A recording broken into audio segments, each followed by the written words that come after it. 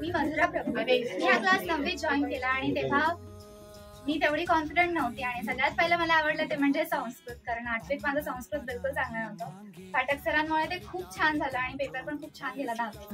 उद्या daily taste आहे, उद्या काय करणार, त्याच्यानंतर पुढे आलो, त्याच्यानंतर संडे टेस्ट, त्याच्यानंतर असं करत करत प्रॅक्टिस होत होत पेपर पर्यंत सगळे नीट पक्के झालेले होते आणि त्या सगळ्यासाठी थँक्यू.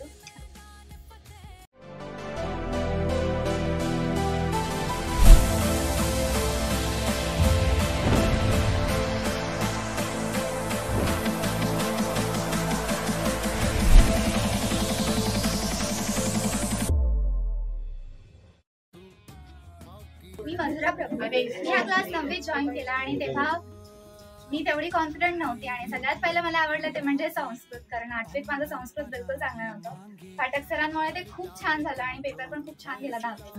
उद्या डेली टेस्ट आहे, उद्या काय करणार, त्याच्यानंतर पुढे आलो, त्याच्यानंतर संडे टेस्ट, त्याच्यानंतर असं करत करत प्रॅक्टिस होत होत पेपर पर्यंत सगळे नीट पक्के झालेले होते आणि त्या सगळ्यासाठी थँक्यू.